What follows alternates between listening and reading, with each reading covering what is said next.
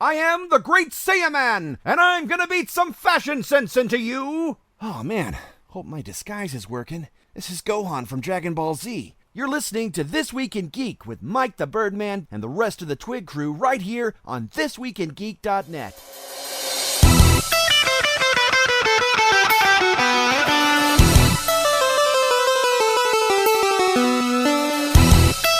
Hey guys, what's going on? You're listening to ThisWeekInGeek.net's The Prototype, only on ThisWeekInGeek.net. I'm your host, Mike the Birdman, but I'm not alone as we decide to, virtually cover video games weird, pseudo E3, yet sponsored by Doritos and Mountain Dew is most often the joke.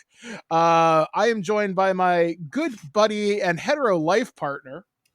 You keep saying hetero like it's a big deal. I know, right? Alex, the producer. And of course, it wouldn't be a gaming thing or nerdy thing or just anything without our good friend and contributor. It's Ken Reels from This Anime Podcast. That's right, guys. So we're here to talk about the Game Awards 2021, such as it may be. We just a couple caveats before we start.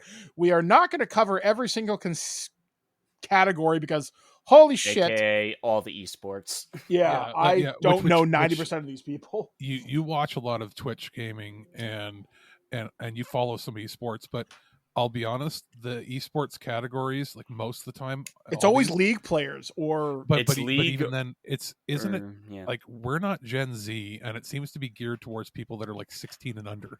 Yeah, it's kind of weird. Like I was expecting to see maybe more Minecraft people, some Valorant players, maybe some Overwatch or Rocket League, but no, it's all league players. They made a big deal about some of the people presenting and hosts, and I'm like, who the fuck are you? Yeah, like they kept cutting back to this girl and some guy named. Who are these people? So fucking annoying. Jan Shan Impact. Jan Shan.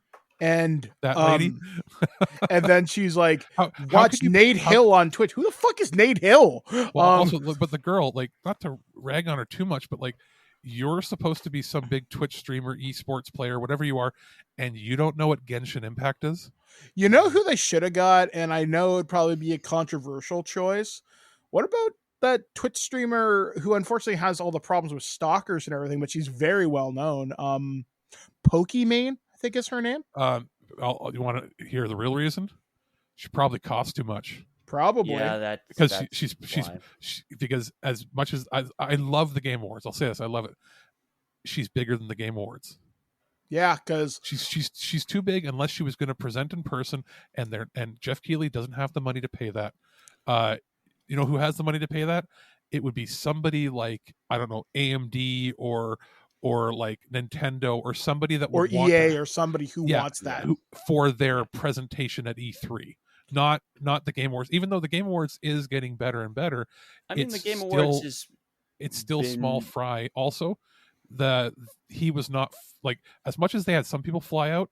I'm telling you, he's not getting people to come down from Canada, because if you look, very few. Well, it's actually funny you mentioned that. Only 2 people I think showed up that were from Canada, and that's because they were presenting. And yeah, exactly. And remember, they've got a 2-week.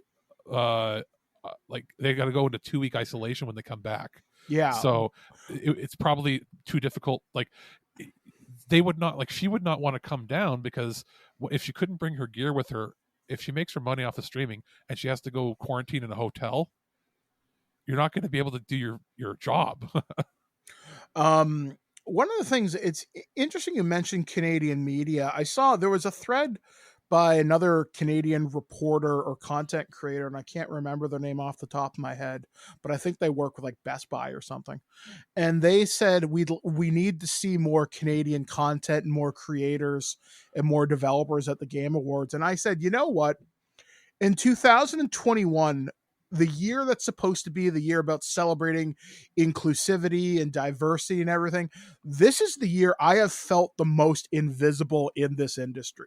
Now, that's not me opening and bitching about it, because I've said this before and I'm fine with it. We don't get all the exclusive reveals. We don't get influencer packs as much as we used to. We are small fry in a remarkably deep pond that just keeps getting bigger and bigger and bigger every day. In the podcasting space, we're one of the big ones. It's in the audio podcast. That's the big key, is that everybody has switched their eyes over to Twitch and YouTube only. Mm-hmm. So, because even look at people that you would think would be bigger. Look at like Victor Lucas. Why is he never involved in this? Yet he goes back farther than Jeff Keighley.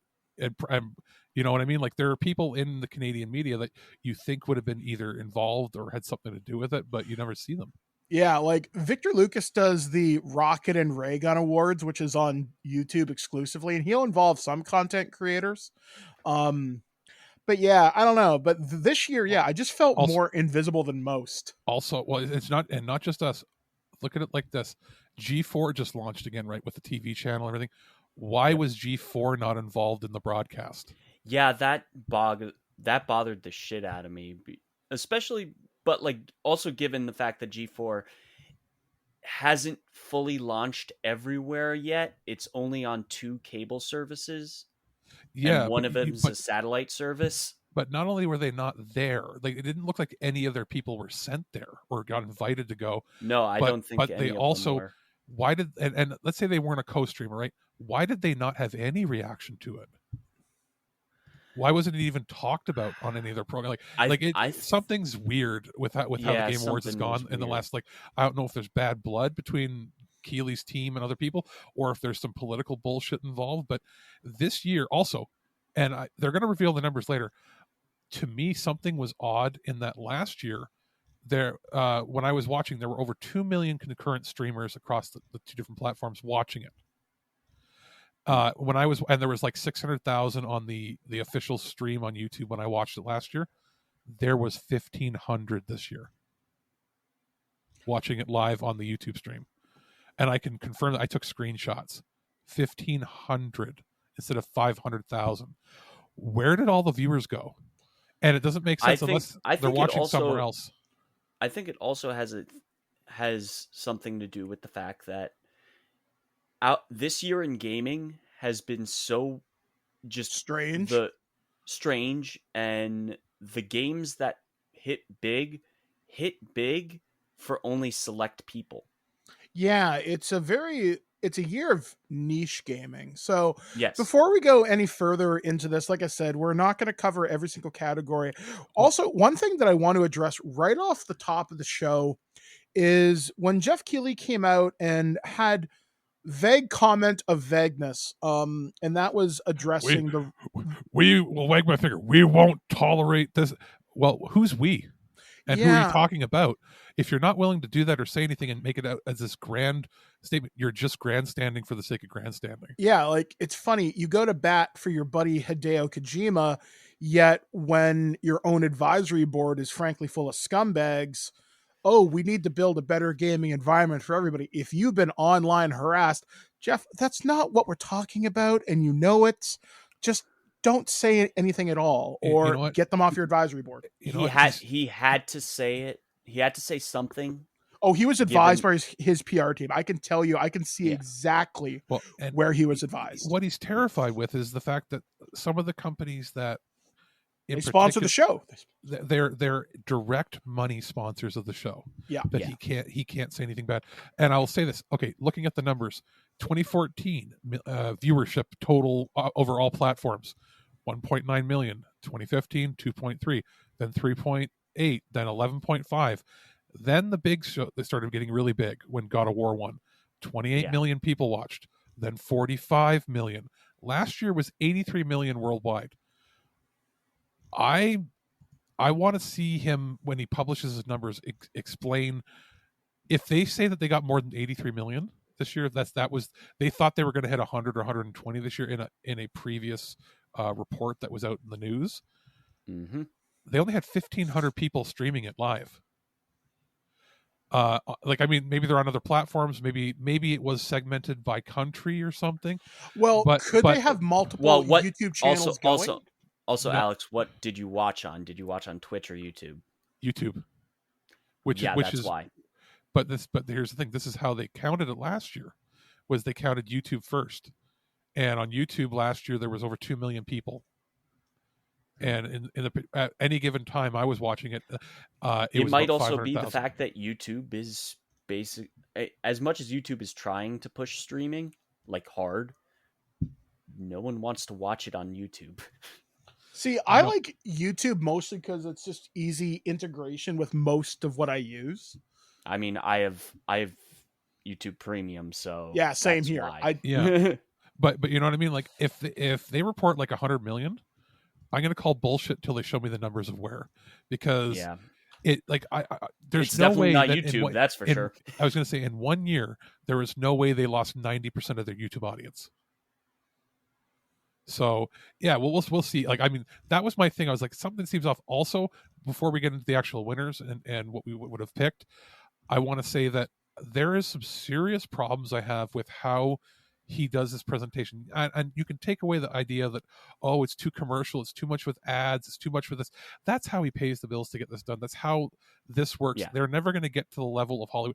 The whole reason that the Oscars and stuff can get away with not having ads directly spoken, usually within their speeches and all that stuff, Usually, because there's only like one major. yeah, ad. and the reason for that is they're sponsored by a consortium of people that like their SAG cards, all the actors guilds, all the different guilds pay money towards these events. So they have a pool of like $25 million every year to put on the show. He has to raise the money every year individually. There's no like, Yeah, the ESA isn't sponsoring this and he wouldn't want that either. especially given the So- fact that his whole argument with E3. Yeah, so to remain independent, he has to raise the money this way. So I get that. My problem is how I don't even know if Jeff realizes how disrespectful he comes across sometimes. He'll have somebody up there next to him. They'll show they're like, here's a really cool game. They'll show the new game off. And then afterwards he'll have the guy talk to him. And it'll be like, hey, this is really cool. That's so amazing. And by the way, here's our next cool game. He doesn't even let the person leave the stage. It's as if Yeah, they're not important. There They're were imp- two they're- instances this year where I could see him talking over the person he was standing next to. just to get like to the next ad. Yep. Or even worse than an ad is having somebody fly out from another country, talking to them, making it like at first showing their trailer, being excited for the trailer, having them talk for a second, and then cutting them short just to go to the next game trailer that he seems to be more excited about than talking to them. Mm-hmm. I think he puts way too much of an emphasis on how excited you should be for the trailers versus the people winning the awards and the people he's talking to in person. They're fucking there beside you and they look despondent as soon as the camera pans away from them. You can see some of them are like, why the fuck did you bring me up here just to have me talk for 10 seconds so that you can then move to a next ad before my segment's done? Yeah. Jeff is, and I saw him on Twitter, like he was going, like people were questioning him and his response was, well, how would you run the show? Well, fuck you, man. That's not the way you should be tackling criticism when it's obvious that you run your award show disrespectfully to the people involved, because it's more important to you to pretend to be excited for it. Like it could be the worst. He's becoming part of the hype machine that is video game journalism. Well, and that's the problem is he'll show games that are clearly bad and people are going to hate, and he will lie through his teeth about how excited he is for that. And then when it comes time for a game award where they're presenting, and he'll say thanks to the people, it doesn't feel like he's putting an emphasis on the award or how prestigious the people are. It's like he's throwing them away. Look at the fact they're that tools. Look at the fact that Cyberpunk got nominated for RPG. And that's not really that I believe is not him. Here's my question: why won't they announce who's on the press board that is because there's like over 200 people. I would like to know what the requirements are to get on it. Well, this is the thing. With the Motion Picture Association, they will list every single person that's received ballots. Why won't he? Because the easy argument is, he picks them, or it's picked by committee for what's going to get them ratings, and I would say that's a little cynical, but I have a problem with the fact that they're not being open as to what their criteria are. Yeah, There should be an open forum for the criteria, and the fact that he refuses to announce it makes me think that it's not the hundreds of people, that it might only be about 20 people that actually have the deciding votes. And sure, they send out, like, I want to know who's tallying the votes. I like when you go to a real award show. A real award show does not have their own committee tally the votes. They get them. They're all handled by a third-party company where it's under lock and key, where nobody can interfere with it. And that's how every award show has always been. That isn't a sham. So I don't know. He's going to have to take it to evolve. I still enjoy the award show. So that out of the way, that's my only real gripe with this, is that there's some fundamental issues I have with how it's produced. Yeah. So I guess now that we've kind of rambled on with the preamble here, almost 15 minutes, let's get into it. So where do we want to start with this? Alex, can you take directive, and then we'll kind of comment as we go here. Okay, well, I started with the pre-show, which turned into the let's show a bunch of trailers for games that we don't really care about, even if they are cool, and some of them are really cool announcements, and put out some awards before the show starts, just so that we can show that we did that. Like, usually a pre-show will have, think of it like a pro wrestling or like a pay-per-view. You usually throw like one cool thing in the pre-show to get people excited to actually pay for the show. But since it's all free on the same platform, this is just the runoff space where he puts things that don't fit because he has too many ads, aka the esports stuff. Yeah, thank God. Which is funny. For all the emphasis and all the esports awards that they give out, they don't ever actually show them on stage or have them, because even he knows they're garbage awards that nobody really cares about, except for a very small group of people. Was it last year or 2019 when Fox they actually did? When exactly. That was genuinely a great moment. Yeah. Oh yeah. And it normally I would say awesome, like if they want to make a big thing, but the problem is they do zero effort into explaining to people. They're 95% of the viewers that are going to watch this. Most of these categories, they try to explain it, but it's like, but what does that mean? You're just giving me gobbledygook. Well, again, 95% of the viewers of this have no idea what esports even is. Yeah. So when they go esports athlete of the year, simple, who the fuck is that? You're catering to an audience of 1% of the people that are actually watching, or maybe 90% of his audience in Korea. Like, you know what I mean? Like, it doesn't make any sense to me. Yeah. So we'll get those out of the way right here. There was like esports athlete, esports team, esports coach. Why does an esports coach get an award when they do nothing? That's not true. I'm sorry, they're hype men and women. That's all they do. Well, to look at the depends esports, depends on the game. The coach. Yeah, it depends on the game, depends on the coach. That's like saying a Major League Baseball. A majority, I could probably say, are what you say they are. Aren't they just retired players that aren't good enough to play anymore? Some of them have aged out, yes. But yeah, some of them will help devise scrimmages and stuff like that. Stuff that will make you better player. Kakoma one with 2 Ks. I have no idea who that is or care. Yeah, like they're just some of them. I'd like to know how they decide it, and like basically how the esports stuff gets picked. Well, like make me care. Explain to me who they are. You know what the pre-show should have been doing, especially for this. Like, don't give me any awards in the pre-show. The pre-show should be spotlights for an hour, not a half hour, an hour on all of the nominees and who they are. Yeah, it should be like here is a dressed up info dump that feels more interactive. Here is 5 minutes on every esports category player and nominee so that we can know who they are, where they come from, what their aspirations are, what they're doing, what the sport they play is, and why should we care if they win? And they don't ever do that. Yeah, because I'm looking at the esports category, for example, and I'm just looking at some of these ones that are up there for whatever reason. I have never heard any of them. I have heard of Simp, because I think Simp plays for a COD team, if it's the guy that I think it is. Or I want to say he could even be Hold on a second. I'm just going to Google this real quick.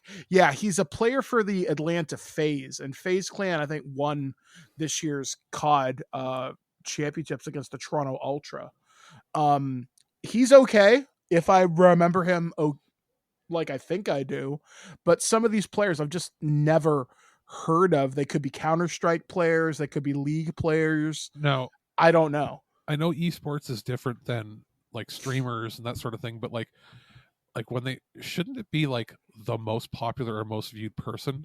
Like I know the athlete would be like who got the most wins, and same with the teams, but like when they show a lot of these things like best esports event, you're giving an award to an event.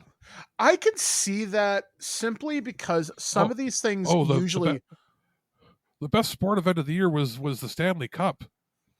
What the fuck gives an award to, you know what I mean? Like it doesn't make any like that's an award show giving awards to events that are giving awards or giving trophies. Well, I can see that because it's like comparing the Stanley Cup to the NBA championship, to the World Series, to the World Cup of Soccer. When I look at the best, you would give an award to who has the best sports event.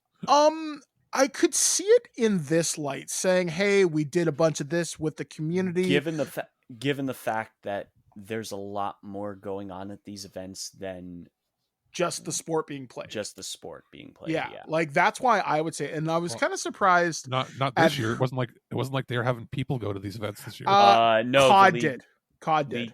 COD and League both had. Well, that was stupid. In-person events. Yeah. Very stupid.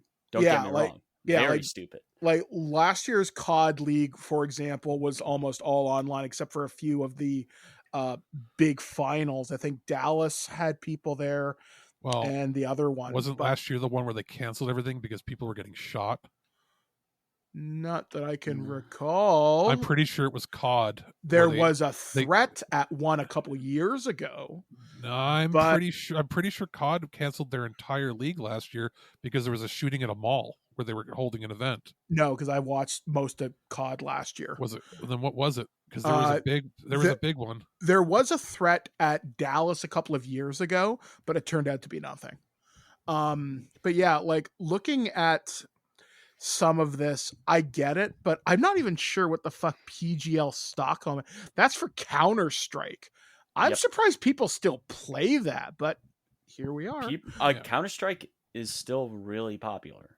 And the fact that Valorant got nominated, like, okay, that's a thing, I guess. Like 2 people playing Valorant now? It's pretty popular on Twitch. Valorant is still popular. That's the game where they're charging like hundreds of dollars for skins. Yeah, that tracks. Doesn't surprise me. That sounds like Riot. Yeah, doesn't surprise me. So now that we got the esports bitching out of the way, they gave away an award that at the pre-show that should have been in the main show, which was the Games for Impact. Yes, I completely agree. Why in the world was this in the pre-show? I have. Did anyone accept the award? No, but guess what? That's probably why. Guess what? The person that made the game was there at the show and was there presenting or accepting for another award. So why was it not? I didn't realize that. I think they pushed that off simply because on one level, it is sexy. On one level, it is definitely something you want in your headlines. However, when you look at the gaming sphere, maybe it's not as progressive as we want it to be. Well, no, the Games for Impact is all about pushing narrative and giving inclusivity to different things, right? Exactly. That's why I'm saying if you put this in the main show, you would have the dude bros bitching. That's why. It's often. Well, too bad. They did cover other things in there that were inclusive. They did the able gamers and all that sort of stuff. They did all that in the show. The accessibility award. Yeah, the accessibility one. They could have put it in there. I feel like if anything, this was the one award they put in the pre-show to try to give some prestige. It just wasn't handled right. Sydney just like read it quickly and it was over. But it was one of the more important awards, honestly, like as far as true importance to the award show. Yeah, totally. And Life is Strange True Colors one, which is what I figured would, or what I had at least hoped would, because I figured that or Boyfriend Dungeon would have got it. Boyfriend Dungeon didn't win for 2 reasons. One, it had controversy surrounding Well, it some. didn't have it didn't have controversy. What it did have was the fact that it was It was it missing a did trigger. It was missing a trigger warning that was they missing a trigger warning. that it Exactly. should have had.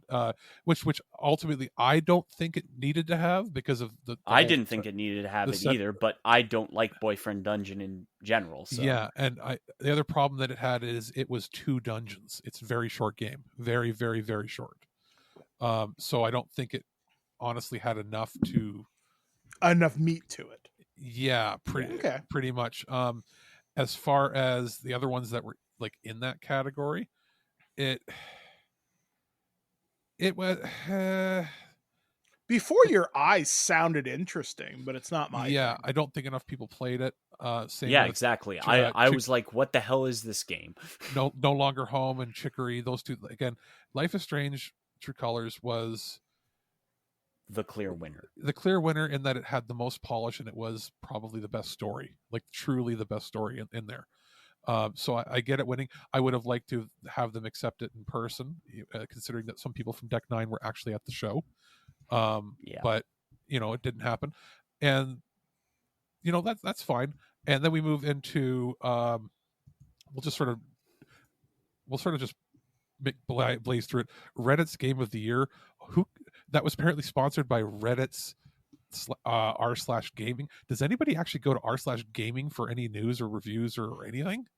Sometimes you'll get some interesting news in there, but unless it links to a source, you know what I mean? Yeah. I don't hang out in there because it's so much is happening. It's hard to, Yeah.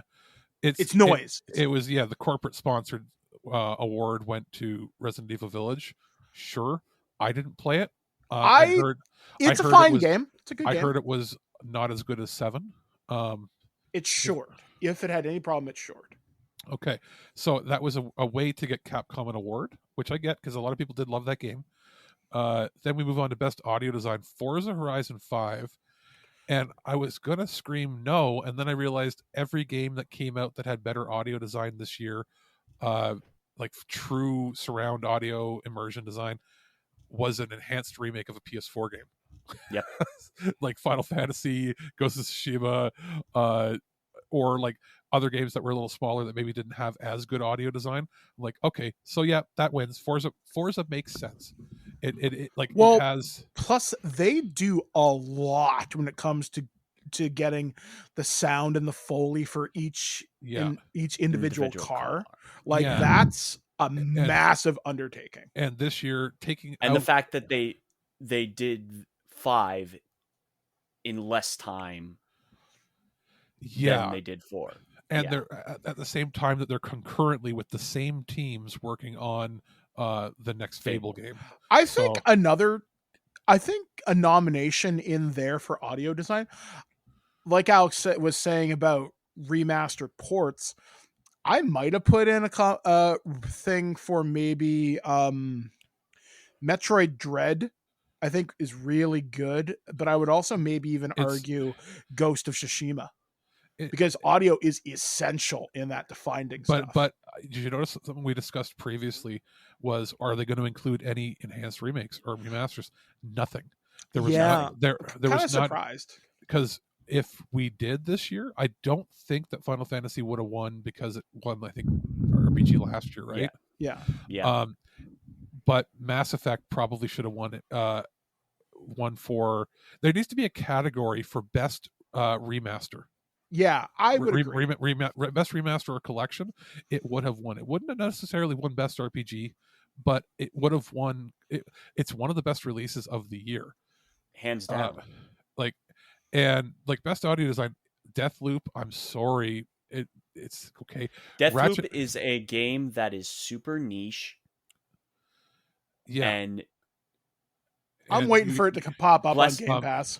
But like, bless PlayStation marketing team, because they had a fucking giant hell of a time trying to market that game. Oh yeah. And Ratchet and Clank Rift Apart, it's good, but I could agree that it's not like it's revolutionary not audio design wise. Same with Resident Evil Village and Returnal. Returnal is limited by the biomes that it's in. It's not going to have a very dynamic soundtrack. Yeah. or score or anything like that. So Forza made sense to win that. Yeah. Then you've got what else we have here? Best independent game, Ken and Bridge of Spirits. Yep, makes perfect sense. Good pick. And And good they pick. won indie game. Yeah, best Debut. independent game and best independent game or indie game debut. Basically, hey, it's our first game and it was so good that it won 2 indie awards. Now, I'm kind of disappointed that I didn't get a chance to play this game. I know we got this game day of release. Yeah. Just because I got it like 2 days later after Yeah. it came out. That's when I got So- the review code. that's weird. I mean, I think Sony should have put more marketing behind this because this game looked awesome. Sony did not publish it. Oh, Yeah. That is why. Now it's interesting. It was, and a little inside baseball. Sony provided marketing for it. Sony did not publish it. It was self-published by the development studio By Ember Labs. So when I contacted Sony to ask about it, Sony's like, we don't have the ability to give review codes out. All we can do is give your name to the dev studio, and if they decide to give you one, they can give you one. Normally we'd give it to you early, but we didn't receive any.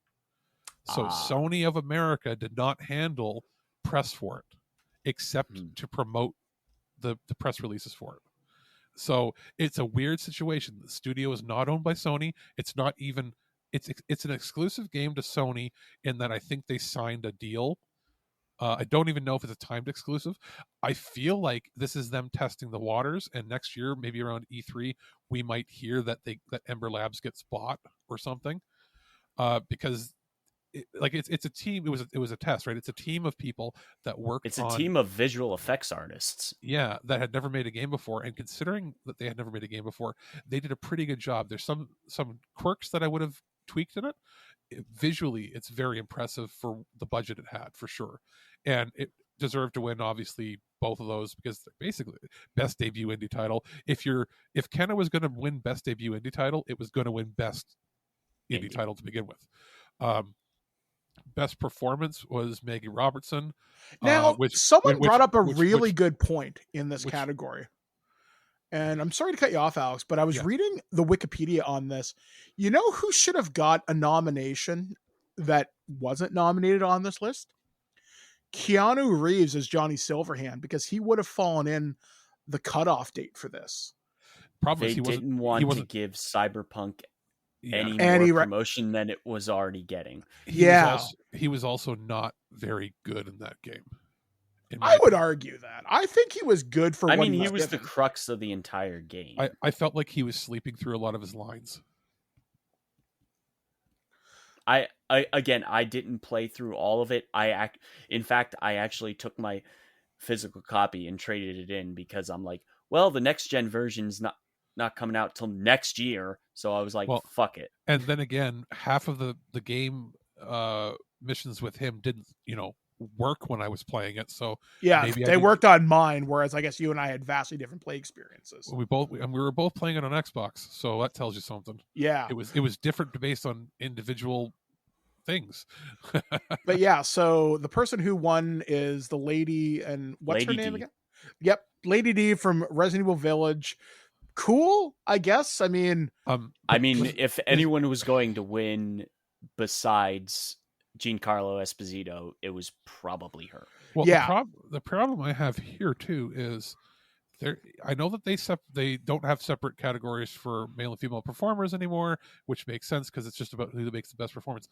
They should have best leading and best supporting because she is not the lead person in that game. Yeah, she's just an enemy, bad guy. And she's apparently only in like an hour of the game. Like she's not even. She made such an impact in how little she's in the game. She's the meme lady. She made an impact, or giant boob lady made an impact in the game.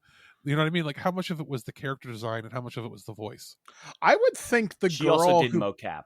I would also think the girl from Life is Strange might have got this too. This is my question. Out of all of these, Jason E. Kelly as Colt from Deathloop, and the two Deathloop nominations, and Erica Mori as Alex Chen from Life is Strange. They're the only two people that were nominated where they're the main characters of the game. Yeah, I mean, you know who could have got this? Honestly, one of the if it wasn't Giancarlo for Far Cry 6, I think you could make a pretty compelling argument for the female Danny.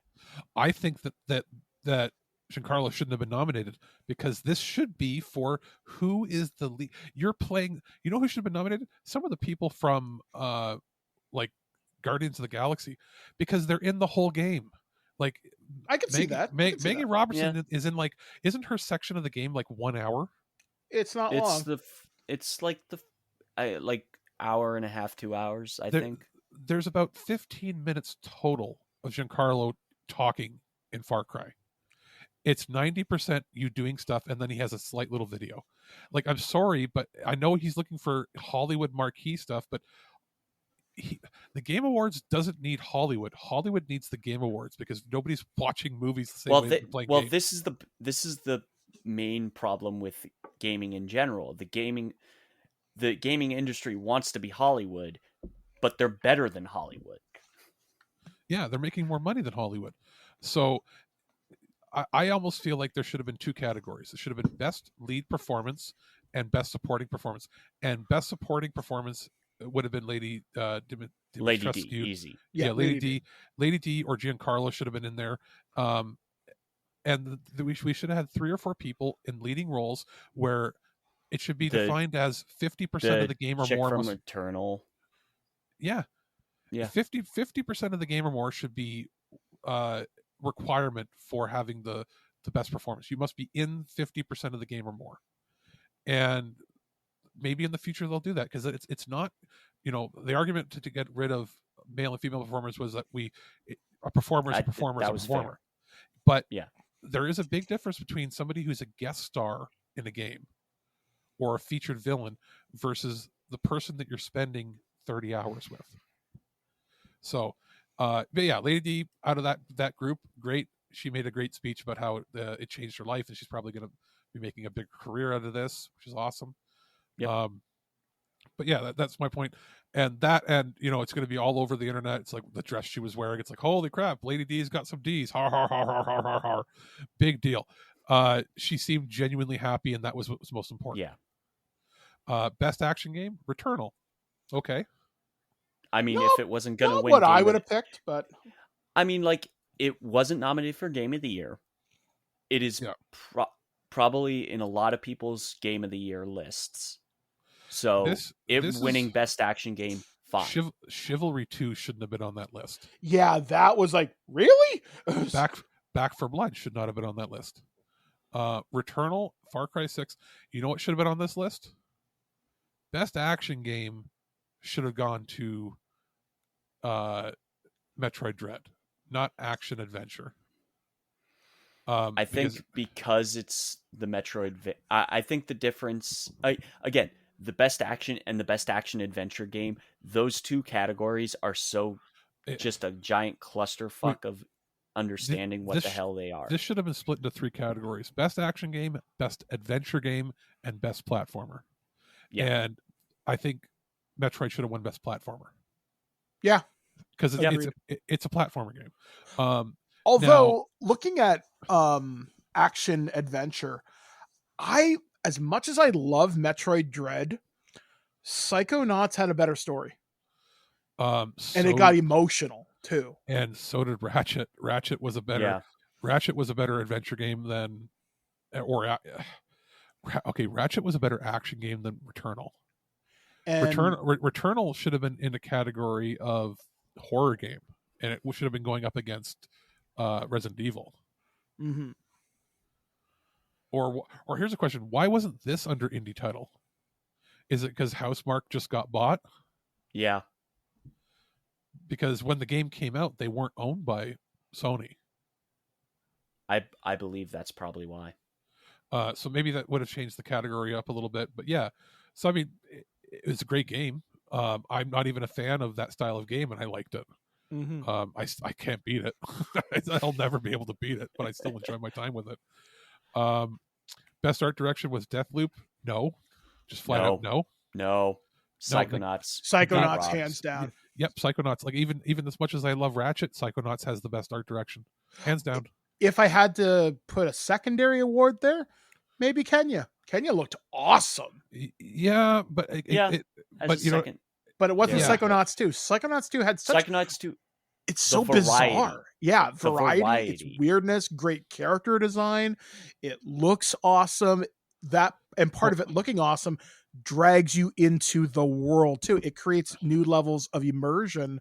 yeah. Sure, Deathloop looks retro and futuristic, But whatever. you know what it looks like? You know what it looks like? Every other arcade game. What other games has Arcane made? Dishonored. Dishonored. Whoopie And they made and the Prey. Prey reboot. Okay. So you know what I mean? You know what it looks like? It looks like a Bethesda shooter. Big freaking whoop. Kenna had more. Kenna, the problem with the art design is it looks great, but it also looks like a Pixar movie. So it's gonna like when I look for best art direction, it better have something inventive. Artful Escape, inventive, too weird, I think, to win, and not. Yeah, it enough was people. very weird. Like I played through that game. It's weird. Psychonauts is the most inventive art design for the Yes. year by far, and Yeah, it should have won. hands down. And that's with me only playing about half of the game. Yeah, and me and Mike finished it. So, Mhm. and how far did you get, Alex? Probably about 35%, 40% in before I You had didn't other even stuff. get to some of the best worlds in the game, in my opinion. Yeah, I didn't get. I was trying to get. I was trying to do 100% completionist on each of the levels I was doing. Oh yeah, That's- good. I gave up on that and Yeah. did it afterwards. And then I had a bunch of other stuff to do. But so I'm going to eventually go back to it because that's the glory of Game Pass, I guess. Yep. Player's voice, Halo. How can you vote for a game that came out 2 days earlier? Yeah, Because that rubbed me the wrong way. Okay, the player's voice is always the game that has just hit. Which I think should be. It should Maybe be, most hype game. They you could should argue. for player's voice. It should be cut off at 2 months earlier. Yeah. Halo Infinite should be like Halo Infinite was. This is what's stupid. Why is this here when the cutoff date was about a week or two earlier for any category to be eligible? Because no one in the press got access to Halo Infinite in time for the rewards. No, but they like it shouldn't have even been included in the player's voice. Like No, it option. shouldn't have. It 100% shouldn't have. Best role playing game, Tales of Arise. Of the list of games they nominated, that's the best choice. That's not the best easily. RPG though. And this is speaking from somebody who played. Let me see. Did I play all literally the games? everything, pretty much. Scarlet Nexus, Monster Hunter Rise. I did even. I played Monster Hunter Rise. I got that for gift guide Review. consideration. Yep. And I found that its performance was too poor to. Oh yeah, it runs like shit on the Switch. It's a good game, but its performance is too poor. I found that Monster Hunter Stories 2 should have been in that place because it performed better and was an actual RPG. Monster Hunter Rise is not really an RPG. I mean, it has RPG elements. Is that the one where it tells the story, or what's that one? No, Monster Hunter Stories is the traditional like Pokemon style RPG. Not 100% Pokemon, but just to give you an idea, Michael. Yeah. Okay. Monster Hunter Rise is like Shadow of the Colossus. Oh, which is the Yeah. one you'd said that I might like? Stories. Okay. Yeah. Yeah, I'm looking at this list. Cyberpunk, not really. When you look at its RPG elements, had it worked, quite possibly. Had it worked, it would have been similar to like Borderlands when Borderlands was winning all the awards when it first came out. Yeah. Yeah. Scarlet Nexus, that game was talked about for a whole hot minute, and then When everybody I played forgot that, about it. it was hilarious. It's the worst story in a video game I've ever played. I don't know. The fact that I you played have to fucking sit Naughty through- Bear. I mean, you have to sit through the story twice in order to get all of it. What? And even then, it's not worth it because the story's bad and the gameplay, the battle mechanics is fun, but the game itself is really bad, really, really bad. Oh yeah, the game. I played the demo and I'm like, this feels like shit. Shin Megami Tensei 5, entertaining, not nearly as good as everybody says it is, and this is And also the performance is ass. Yeah, I was super hyped for it, but it gets like 20 frames per second in the busy areas, and it's very confusing where to go. The battle system, perfect, love it. Everything else lackluster compared to other games in the series. So I I'm sorry, Atlas and Sega. I love you and I love your games, but this was not what I was expecting from a 7-year development cycle. And everything else listed, like where was Monster Hunter Stories 2? Why is Rise there when Stories 2 is because actually Rise because Rise is getting DLC. Rise is getting DLC. One, that's getting why. DLC. 2 is getting the PC port, which is going to actually make it actually play right. Well, Stories 2 has a PC version already. I know, but the problem is Stories 2 was so underplayed. Yeah. No one fucking reviewed it. Alex, we talked about this in Holiday Gift Guide. Yes. What about Bravely Default 2? Because that came out. That's my thing. That's the RPG of the year. Flat out. That's the RPG of the year. Alex, I'm going to tell you right now, you're in the minority on that one. That, to me, that was the most interesting. Had the best gameplay. Actually worked on the Switch. Yeah. Yeah. with a decent frame rate.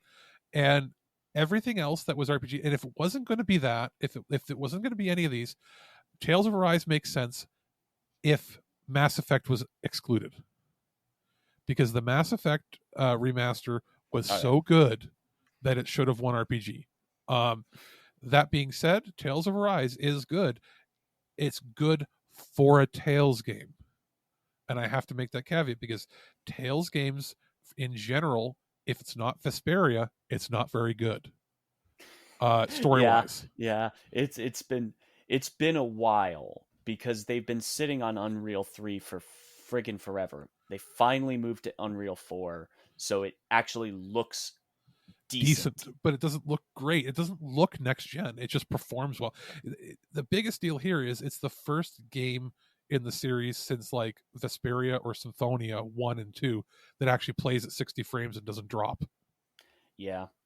And also the fact that, like, I also just going to point this out because Bandai Namco is so weird in how they release their friggin' games. At least on Xbox. So there are 2 different codes for Tales of Arise and some of their other games on Xbox. There's the Xbox One version, and then there's the next gen version. And they're separate codes. Ugh. So when I went to go install Tales of Arise, like pre-download it, I had to make sure I installed the right version. Oh, because they're not using smart delivery. They're not using smart delivery. Well, not even that they're not using smart delivery. It's the fact that they're just bonkers in how they set it up. It's such a mess. That might get fixed moving forward, hopefully. Hopefully. Best score in music, Nier Replicant. That was the if anything was going to win best score, Nier is probably going to win. Period. Because that score is fucking phenomenal. I didn't even play it, and I know that the score is good. Cyberpunk's nomination's a little weird. Wasn't this just the remake of? It's enhanced or something? Okay. Nier Replicant, you know all that string of words? Just wipe all of them out and just go 1.5. That's exactly what it is. Because it's the PS3 version of Nier, but the complete version, right? Yes. Because there was 2 versions. We only ever got the one. We only got Gestalt. So I forgot this existed, by the way. We did not get a review code for it. That's also because I think it came out in like February. Yeah, it was really early in the year. It looks like April, but we never I haven't seen this go on sale. I haven't seen marketing for it. Cyberpunk that had a decent score. Deathloop, man, Guardians could have won because of all the original songs they made for it. Well, and we all thought Guardians was going to suck. Let's acknowledge that game came out of left field. My brother gave me a Christmas present early by getting a Black Friday deal where the game was half price, and he bought it for me. He goes, "You can play it now." And I went, "But I want to open it at Christmas." He's like, "Play it now because I want to play it later." So I played it, beat it in a weekend. Now he's borrowing the game he bought for me. And I was like, he goes, "How is it?" I'm like, really fucking good.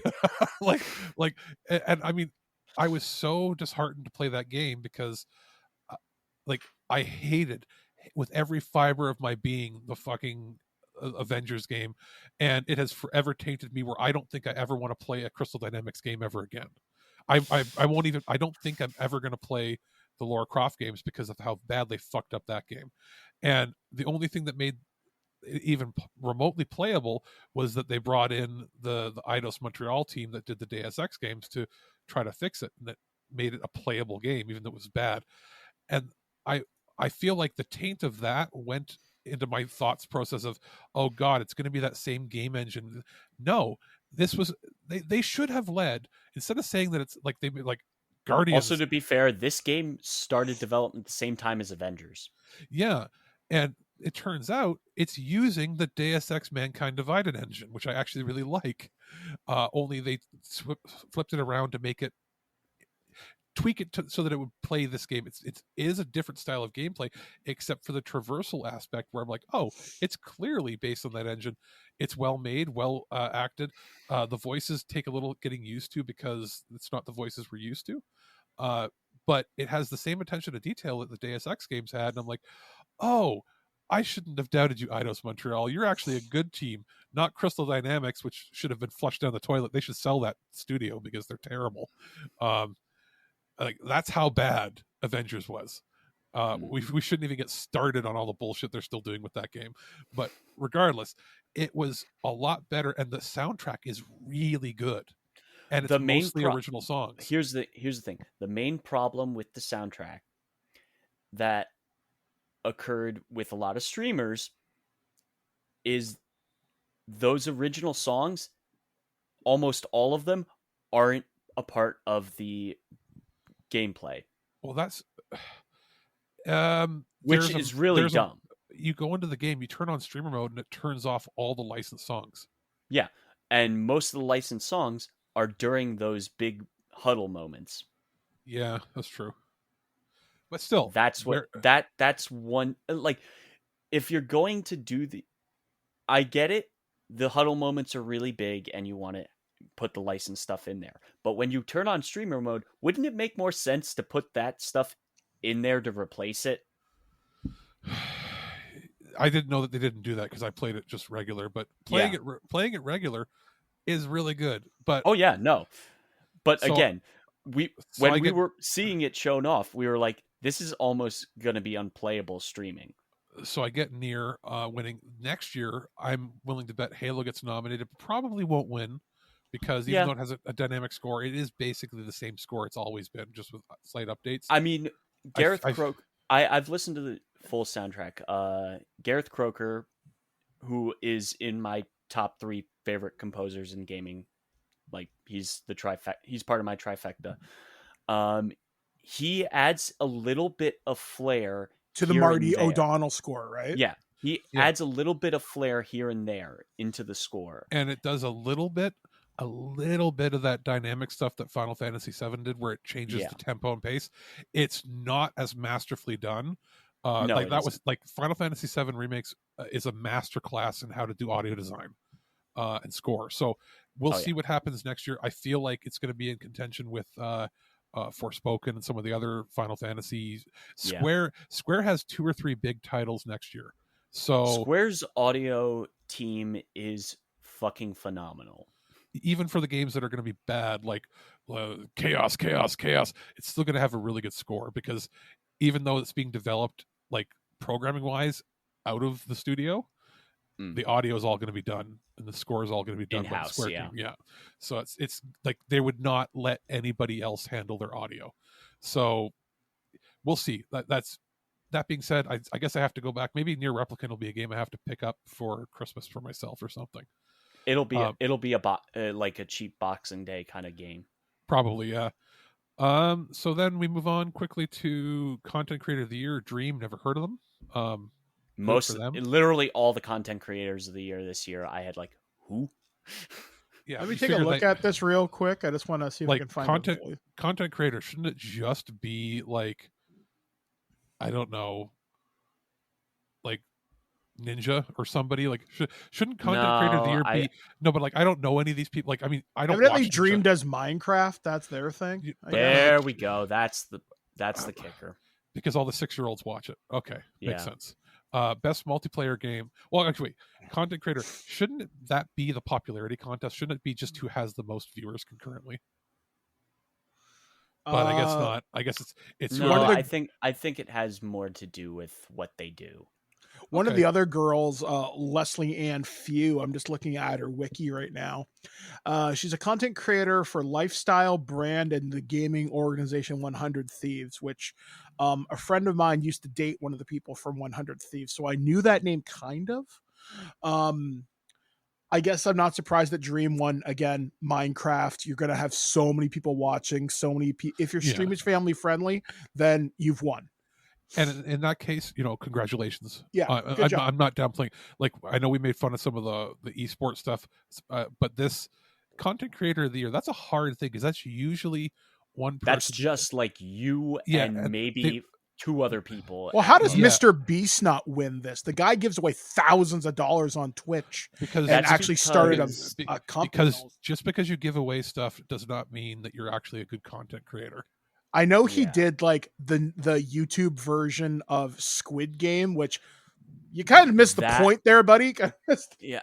There was also other controversies in how that was done. Yeah. Yeah. So like when you have a content creator like this, you might have one or two community managers. You'll have somebody handling your like reading your comments as you go, and you might have somebody monitoring your stream. So it's like between 1 and 4 people generally involved in this. So congratulations. That's a lot of hard work. Like even just doing audio or video podcasts can be hard work.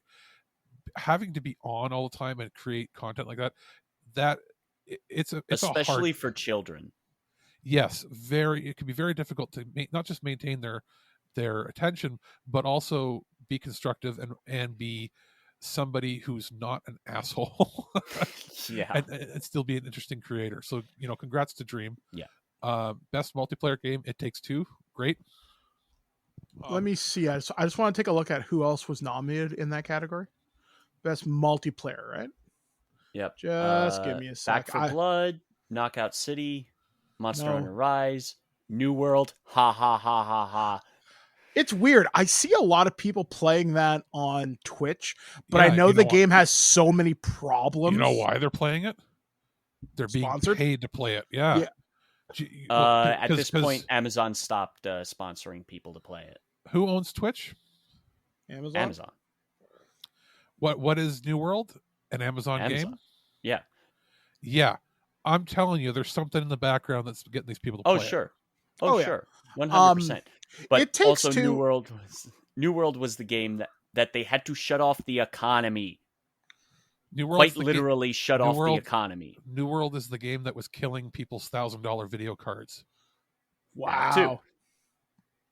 Because they had a bug. They didn't put a limiter on the menu. Yeah, and the bug would immediately spike up to like 5,000 frames per second and then heat the video card up and physically melt it. Oh wow, that's kind of funny. Yeah, Knockout City's a weird pick to see in here, if anything.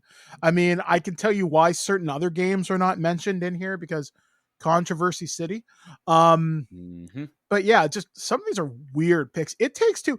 That's one of the games I really wanted to try because I think we saw this either at the Game Awards or E3, and it looked really cool. It's on Game Pass. It's on Game Pass now. Yeah, I guess I'm gonna have to give it a whirl. I've got no excuse not to. Yeah, Monster Hunter Rise, New World, Valheim. I'll tell you something quickly about Valheim. That's one of the games where we were. I don't know if you got it, Mike, but I was bombarded with press emails trying to get us to play it. Yep. I have zero interest. It's nothing against the game. It's just not the kind of games we cover or play. Yeah. So Back for Blood, I remember I tried to get us to play that, and then we just got bored and never did. Yeah, I'm like, it's Left 4 Dead Redux. I don't care. It's Left 4 Dead, only not as good. Yeah. It's Left 4 Dead without any memorable characters. In fact, there's more people playing Left 4 Dead than are playing Back 4 Blood. Yeah, I saw that headline on Kotaku a couple of weeks ago. I'm like, really? Wow, your game sucks. Yeah, so that's not so great. Sorry, team. And we'll say this briefly because we know that Joseph Fares ended up being able to talk, but it had almost appeared like he was being stifled from talking, not just as a little joke that Jeff did, but because right now Take-Two Games is suing him and his company for using the name Takes-Two in their in a title, because apparently they think they can own the copyright on any common words. 2K is always Evil lawyers up shit. way too much. I'm sorry, that is evil shit. Like they sued in that string of lawsuits with the It Takes Two thing. They sued what was it? It was some restaurant in friggin' Florida. Yeah, because they're and as much as I love some of the games that they make, they own Rockstar. Like I love some of the games they make, but they're patent trolls.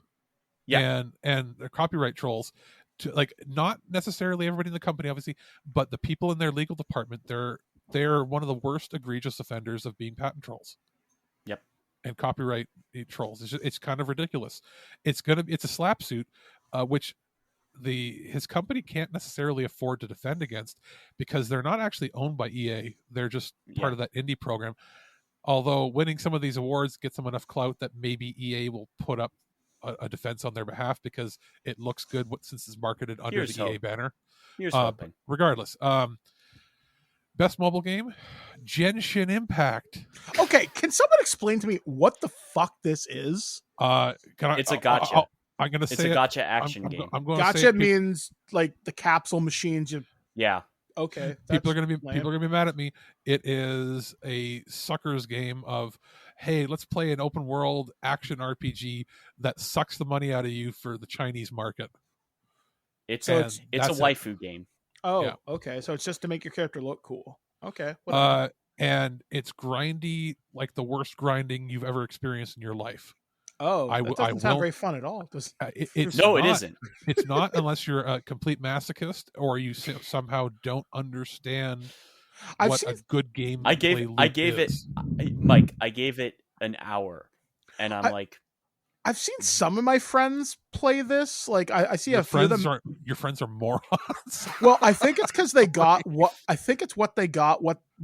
they wanted really quickly. Like their character looks exactly what they want, and they didn't have to spend too much. Well, okay, cool, I guess. The first 20 hours you can play, and then it's like World of Warcraft circa 2004. You're going to spend 100 hours grinding to get to the next level. That's not fun. And I'm honestly surprised for the Pokemon game in here, the Battle Arena game. I'd say Pokemon Go is still a better game. No, I'll tell you what's a better game. Fantasian, the game by the creator of Final Fantasy. Yeah. Why is that? Why is that? Because it's on Apple. It's an Apple exclusive. And it is a full high budget. This is the guy that made Michael. You remember Blue Dragon? You had 5 copies of that or 10 copies. Yeah. Okay, this is the guy that made the last game he worked on was Final Fantasy 9, and then he left partway through the production of Final Fantasy 10. And started Mistwalker, and they've made a total of 3 major games that came out in the West: Blue Dragon, Lost Odyssey, and they made The Last Story, which is one of the few Wii games that never got remade for any other platform. And Fantasian is the game where it's all these character full high sprite characters, modeled characters. But the worlds are pre-rendered like Final Fantasy VII was, where the backgrounds are static. Yeah. But what they did was they built miniature models like they did for Lord of the Rings, and then they filmed it from all these different angles, and you actually, as the characters interact in the RPG within it. I don't know if they 3D scanned them, but they might have. They photographed them all. They scanned with tons of angles. So you're playing in a real world setting that was really built, but as these 3D characters. Oh, that's interesting. I think it has a couple. I think it has at least a year left on its exclusivity deal before it can move to other platforms. Arcade. That is the only truly real game. That's when that game. Here's the thing, Alex. When that game comes out on other platforms, on Switch, I will buy it. On Switch, probably. On Switch, I will buy it, hands down. Yeah, I played a bit of it when I had that Apple TV before it started overheating, and I returned it. Now, as far as any other game in that category, why best mobile game? Best mobile game does not mean mobile online gotcha game, which is every other title in this list. Which is 90% of the mobile market. Like this is a full. This is not a gotcha game. You get the game, you play the game. There's no DLC. There's no paid extra things. It's a full-fledged console game on the mobile platform. So, and that's also why most people have ignored it, because most people ignore the mobile games because that's 90% of what they are. They're just gotcha bullshit. Yeah, the only mobile game I play is Pokemon Go. Before that, I can't even remember the last mobile game I The really only played. mobile games I play are Solitaire and Sudoku. Mike, I'm pretty maybe sure Ghostbusters, Ghostbusters or Jurassic Park I played. Weren't you one of the guys that played the Simpsons game with all the beers and crap? No, actually, that was Tristan once upon a time. Okay, then yeah, sure. Then I don't play any mobile games either. I will try free mobile games and until they get agreed, until I'm like, all right, how long is it going to take for me to find something egregious? Like, I play Pokemon because my roommate / sister, Shannon, plays it. She invites me to raids. I play it with Blair. In fact, this year's anniversary theme with me and my wife was mostly, here's a custom Pokeball, here's some other cool shit. I think I've spent maybe on Pokemon Lifetime less than $100, and it's been out since 2016. Yeah. That's okay with me. It's not as egregious as other games are. Yeah, exactly.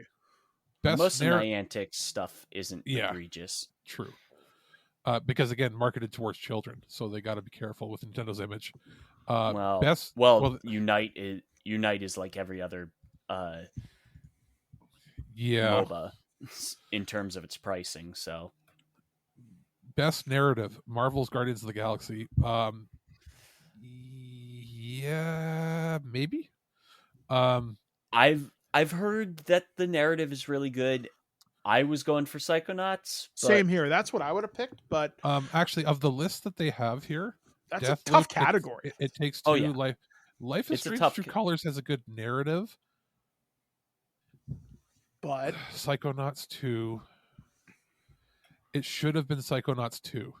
Yeah, because I think Raz's journey from being, hi, I'm the intern, to I'm a full-fledged psychonaut now and helping out his friends, because this is a problem ultimately he started. It's, I don't know, just it's a better, more interesting game. But Marvel's Guardians, I've heard so much about that really surprises me. Marvel's game, this is another issue of there should have been 3 categories of best action, best adventure, and best platformer. Marvel's Guardians should have won best adventure game, and then best platformer should have gone to Dread. Yeah, to Dread, and then best action game could have been something else. It seems like they needed a category to have this win something. But the narrative, which is unfortunate. The narrative is good. It's just not as good as that one game. Now, best action adventure, Metroid Dread. I mean, it had to win something. Why Dread was going to win something? Why did they get rid of the best PlayStation, best Nintendo, and best Xbox game categories? Because that year was light. No, but this was light. But you know what I mean? Best action adventure. This all would have been solved if it was best Nintendo game, Dread, best PlayStation game, Ratchet, best Xbox game. Then you would have Psycho, and each one of them could have gotten its, just desserts, like what it deserved. Best ongoing game, Final Fantasy 14 makes sense. They doubled their player base. Like, okay, not only did they double their player base, and then it goes into the community aspect as well, which they also won, which is the next award. Yeah, but 14. Hands down, as someone that doesn't even play MMOs, I go, this is one of the most inviting communities I have ever fucking seen, ever. I see so many people on my Twitter timeline talking about this, and people saying, okay, I won't spoil it for you or whatever. That's really good. No one wants to spoil this stuff. They want you to experience it yourself. It's a game that I with my finances, I can't afford to be paying a monthly fee. 100%. But I'm not a big fan of the grind anymore because I like to get through the games in a timely manner. But I would love not a single player version. I would watch a supercut of each of the expansion stories because I hear that what they're presenting, it's the greatest Final Fantasy story of all time. Yeah, everyone has said that. They're presenting a Final Fantasy story that you would get in a regular Final Fantasy game, only it's 10 times longer. Which makes me excited for Yoshi P taking on 16. Yeah, exactly. And if that's successful, I would assume that he would be alternating so that he'll get 18. So they'll do off and ons because they don't want to just have one person burn out like that. That way he can have a couple of years off. And also Yoshi P is very aware of what he's doing. I mean, also the big thing about Yoshi P as a director of Final Fantasy 14, the dude actually plays the game. He knows what his community wants. To the point where he's the singular reason that when they started doing the Final Fantasy 14 community updates on their Japanese channel, he's the one that forced them to have English subtitles and eventually have English dubs over them. Yep. He like the company wasn't going to do it. They were just going to let it come out and then have like the media in the West just like pick up bits and pieces. But he's the one that pushed to have live streams in English at the same time. Yep. So awesome. So the next ones we have are best community support. Yeah, we saw that. Innovation and accessibility, Forza Horizon 5. We've talked plenty of times about how Xbox and Microsoft Studios are putting more and more effort into their accessibility options. It has crazy subtitle options. If this didn't win for that, it should have been, in my mind, Life is Strange, because Life is Strange has an option to make your subtitles ludicrously big. Like I think there's an option that says like stupidly big or ludicrously big, and it makes it so that you can see it like 10 feet away, which is something that somebody like yourself, Michael, where you sit farther away, you might want to have on. I mean, I would probably put it pretty large because I'm sitting on my bed and my monitor's like pushed out a little bit, but like I'm at least 5-6 feet away. So it has those options, so that's great. But so does Forza, and Forza they announced is going to have an option to have an on-screen. They're like you can download an on-screen sign language person. Yeah. So at the bottom corner of your also to be fair, Alex, that technology was in Age of Empires. At launch. So Horizon said, "Hey, how'd you guys do that?" Yeah, they're all part of the same teams anyway. Yeah. How'd you guys do that? Let's put it in this. I was surprised that I think Far Cry got a nomination in this category too, right? Yeah, Far Cry did. Yeah, it had a lot of options, but that is a cool idea that it's not just for the not for the hearing impaired, for the for the like you have visually impaired people that need like the extra subtitles or the audio, but like the ability to have a little square in the corner of the screen where at key moments it can come on and it can give you signs. Yeah, that's pretty cool. That is. Best game direction, Deathloop, no, flat out no. I'm sorry, this is not it's a novel like this. The Deathloop aspect, this has been done before and done better. It should have been either It Takes Two or Psychonauts. Returnal has frustrating moments. The direction isn't as good as I would have hoped. Ratchet and Clank is fantastic, but it's more of a visual feast and it's more of a movie, so it's there, but it's not exceptional. Psychonauts 2 and It Takes Two are exceptionally well directed and designed. Yeah, completely agree. It should not win. I don't know why it did. I don't know if it's because they didn't get any other wins. Well, is it they got a couple. Well, is it because it's a Microsoft owned game and that's kind of what I think. In a Microsoft auditorium that they're lending out to him. So I'm sorry, it just sounds fishy that some of these games that shouldn't have won that are like whatever. Best esports, League of Legends, don't care. I'm not surprised, all things considered. I mean League is still it's stupid huge. Number one. I mean, it had to compete against Call of Duty, which maybe you could have made an argument 4 or 5 months ago. No. Counter-Strike, it gets nominated, I'm pretty sure, every year, and I don't think it's won. So Yeah. whatever. Well- Dota, whatever. And Valorant, okay, sure. Well, League is the better game out of all of them. League has the better game. League has the worst community. Oh my god, I will not stick my toe in that. No. No. Fucking way. No, it's not worth and it. I will say, as someone who just recently sat through all of Arcane, holy fucking shit, the lore is fucking amazing.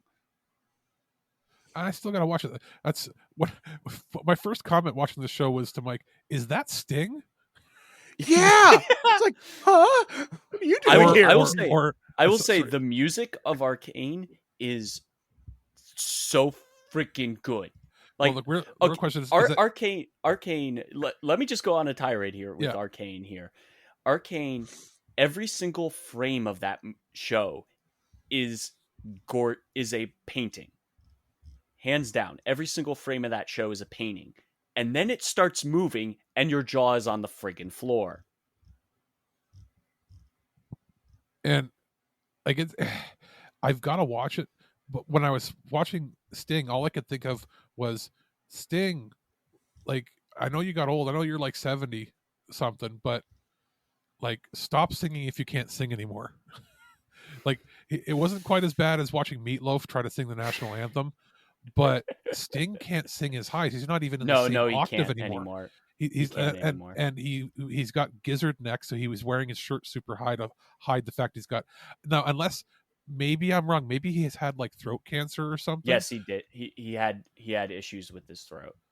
Okay, so I feel bad, but okay. Or could it be like a Michael Douglas thing where he got throat cancer from eating too much pussy? And to be fair, the moment which that is what happened with Michael Douglas, by the way, if you look it up, it's from him being sexually promiscuous.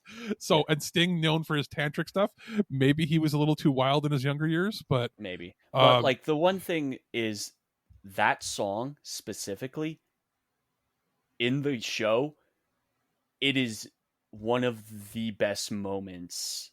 Does he sing it in the show? Yeah, that song comes up in the show. It's the way Arcane is set up is it has its intro with Enemy from Imagine Dragons. That's its theme. And then every single episode has a song that is the end stinger / end credits song. Okay. And Sting's song is the final song. Okay, well then it's worth watching. I understand, but without the context and like, I think the vast majority of people are like, "What is Sting doing there?" And that's what I was asking. And like, why is he not singing about Desert Roses or how he's going to kill the Atreides family? Like, I will kill him. I would have loved how amazing would it have been if 70 some odd year old Sting, like 75-year-old Sting, walked out just wearing the codpiece and he's like, I will kill him, and he's like this old man singing that song. I would have loved it, but I would have paid for that. So I feel bad for him if he does have like throat problems, but it was a weird way to start the show. Yeah, regardless. So I mean, take that out. Honestly, if you had put Imagine Dragons as your opening number, I would have probably said that's a better opening number. I will say this, even with the novelty of some of the other things like the Cuphead song and all, I felt the music performances this year were the worst they've ever been overall. I liked Darren Korb with Imagine Dragons. Like that was the one performance where I'm like, okay, this is fine. It's not amazing, but it's fine. Compared to previous years, this was just really not. Oh yeah, no, it's lackluster. And even like we're not at the Game of the Year yet, but the Game of the Year performances, the songs all blended together, but not in a good way. Like it's not. There wasn't a lot of diverse music. I feel last year's one and the one for 2018 had the best score, because you had such a dynamic score last year. Yeah. But regardless, like that's beside the point. We're not going to talk about that part of the show, other than it was kind of meh. As far as anything else involved here, we've got Family Game, It Takes Two. That's fine. Every other Yeah. game that was nominated was a Nintendo game that was either a remake or remaster. Fighting game, Guilty Gear Strive. Now, Yeah, I that- was No that- shit. yeah, it Yeah, had that- no like this game was going to sweep this category, no problem. Nobody played Demon Slayer. Nobody played Melty Blood. Nick All-Stars Brawl is it's got not, the bone. Flash in the pan. It's got the bones to be Yes. something good. The problem is it needs a lot more polish. They just released Garfield as a playable character, Yeah. but the problem is no without voices. without the voices, without the music, there is a lot of polish that needs to be here. Now, if this franchise gets a sequel and you give this developer a year or two to really look at the Smash formula, see what really works, because its biggest competition is going to be WB's Multiverses when that comes out. I call it. It's dead now. They can't compete. Yeah, Yeah, unless they it's put dead. real money into it. Unless they invest the money now and put those voices out in the first half of next year, it's dead. Which And- sucks, because like I said, the game has the bones to be good. Oh yeah. It's just money. Yeah, That's what and- happened. And Virtua Fighter 5 Ultimate Showdown, which was a free PS5 game or PS4. The problem. Okay, I- here's the problem with Virtual Fighter 5. The netcode is trash. Well, here's the problem with Virtua Fighter 5 is that Virtua Fighter games are terrible and always were terrible. They were a novelty when they came out. They were never fun to Sure. control. Sure. There was always games that were, every time a new Virtua Fighter came out, there was always a better game that did the same thing. What's It's- even more funny is the fact that just pointing out some of the announcements. Persona 4 Arena Ultimax. Will they add good netcode to it? No. Not unless they're using like Because Guilty here's the Gear or kicker. something as Here's the background. kicker. Here's the kicker. Arc is going back and adding rollback netcode to the latest Blaze Blue main and Blaze Blue cross tag. Those are getting The rollback question is, netcode. did Arc make the Persona game originally? Yes. Then maybe yes. I would I say hope probably. I hope Ultimax gets rollback. I'm not sure it is. There hasn't been much of an announcement. We'll probably get more info in the next month or 2 Oh yeah, months. there'll be something. Guilty Gear Strive. That's not to take away like its competition was nothing this year. Yeah. But in a good, like, let's say it was up against Street Fighter or it was up against something from NetherRealm, it probably still would have won. It's that good. Yeah, hands down. Like, and it is also from- it's a new Guilty Gear game, and we're not talking Guilty Gear the same edition XRD Extreme Dick Puncher 5000, like the 17th edition. Like they do that. They release like 17 versions of the same game. This is a new game, and it was that good. So best strategy game, Age of Empires 4, no brainer. No Haven't played it yet, but yes, I mean they found a way to make the game educational and fun at the same time. Sure. Most anticipated game, Elden Ring. Give me a break. I know you guys are totally not into that type of game. And the fact of the matter is sure. Give me Starfield or Horizon. Well, no, but I know. you're telling me that Elden Ring is more anticipated than Horizon or God of War or Legend of Zelda Breath of the Wild? Zelda would win this category in hands down. I think. Yeah, Zelda. I think Zelda is, in a way, the more popular thing. The problem is the most anticipated game is a popularity contest with the select few dude bros that want it. Yeah, it's from a very niche community who want that Dark Souls like experience. It's the people that only play Madden, Call of Duty, and then whatever Dark Souls comes out. I don't get the appeal, whereas Zelda has broad sweeping appeal. God of War, I didn't much care for the reboot, but I'm willing to give it a shot. Horizon is a wonderfully designed world. And Starfield, you've promised us for I don't know how many years now. Honestly, Mike, I don't know if you're going. I don't know what they're going to do in terms of the accessibility options in the PC version of God of War, but you probably could end up taking the PC version and modding it so that the subtitles aren't absolute trash. Probably. But I don't know whether my computer could run it. Probably. There's not enough talking in those games to need subtitles, to be honest. There's more in Horizon for sure. Yeah. But God of War has like nobody to talk to. So regardless, Elden Ring, sure, if you like that, great. Game of the Year, It Takes Two. Big surprise. Also, Yeah. the Yeah, only, that was really surprising. the only like speech that was actually entertaining to listen to, other than the one for Lady D.